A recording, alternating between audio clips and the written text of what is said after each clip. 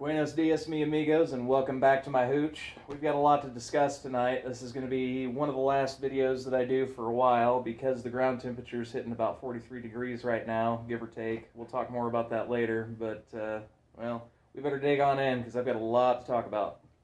Well, I guess to kick this off, I'm going to start out with the basil plant that I pinched out for you guys and propagated a cutting from. I regret to inform you that we lost the cutting. Reason being is I tried to water it from the top down, and you're not supposed to do that with cuttings when they're really, really young like that, and it damped off. So that's honestly a really fancy way of saying that I drowned it.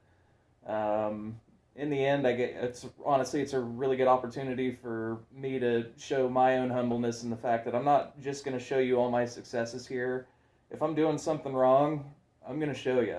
Here I'm just going to take an opportunity to show you guys some of the, I guess, off-the-wall stuff that I'm going to be growing this year. This is a Tomatillo plant, and if there's any advice I can give to you guys about growing them, you have to shackle this beast immediately.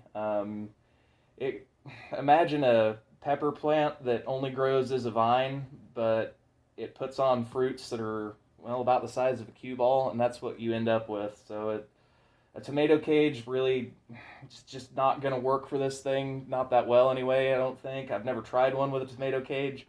I might this year to see, but I don't have a whole lot of faith in that, but I'll be showing you guys more about that later in the year. I've also got an eggplant here. It's really tiny. To be honest with you guys, I'm really not expecting a whole lot of greatness out of eggplant in zone 5B. It's just not hot enough here, and it's not hot enough for long enough here. I'm going to have a couple of eggplants to eat and sell, and that'll be cool, but again, it's more of an experiment than anything, just because pretty much anything from the nightshade family is really interesting to me.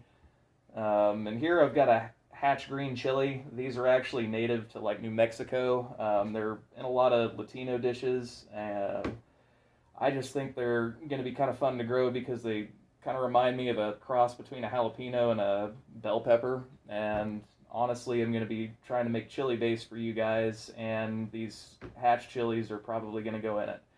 And before we go on any further about chili soup, all I'm going to say is I know that some of you filthy people are going to just make bean soup out of it, and you know what? That's okay. It'll make some really good bean soup, but I think come about November time, I'm going to make some chili soup, and I'm going to show you guys the way chili soup is meant to be made. Well, let's hope that last comment doesn't ruffle too many feathers, but moving right along.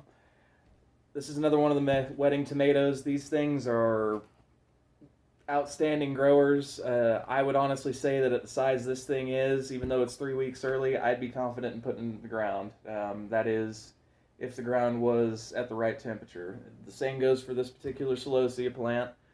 I don't want to be too inaccurate in my representations of what I do actually have, and so I will be putting some more extensive pictures up here in the next couple of days, just so everybody can get a feel of some of the things that I do have.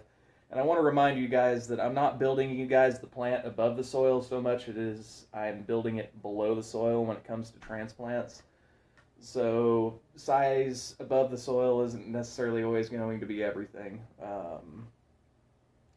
But aside from that, just to come off the cuff right here and get this over with, because I've got another video to do and the sun's coming up, and it's just been an early day all around for me. In the future, I plan to run my nursery in such a way that I'd like to take pre-orders before January 14th, and then I can plant on my chosen time of Valentine's Day, which I'm pretty confident in, and I think I'm going to keep doing it that way. If anything, what I will be changing is my super hot peppers. I'll probably plant those about 4 weeks earlier.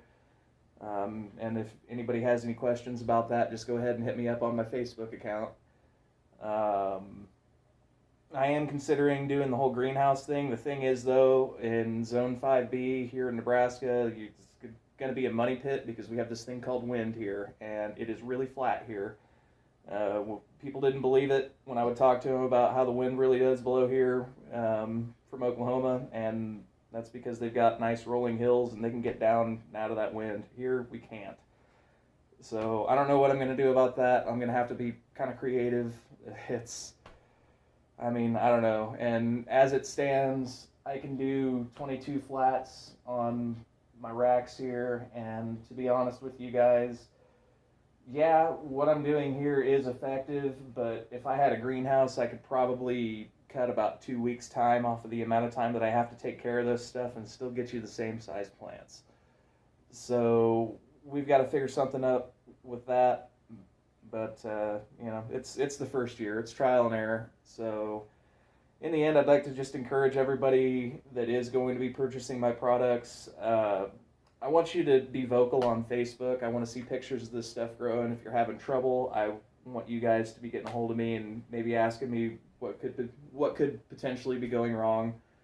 Mainly because I'm trying to build a community here, and if we all work together, honestly, this is all going to go so much smoother. And I'm offering products not only for just the standard homeowner that just wants to show up and buy some veggies or buy some spaghetti sauce or something. I'm also trying to work with those of you that want to do this on your own, because why do you think I'm doing it on my own? This is one of the most rewarding things I've ever done in my life.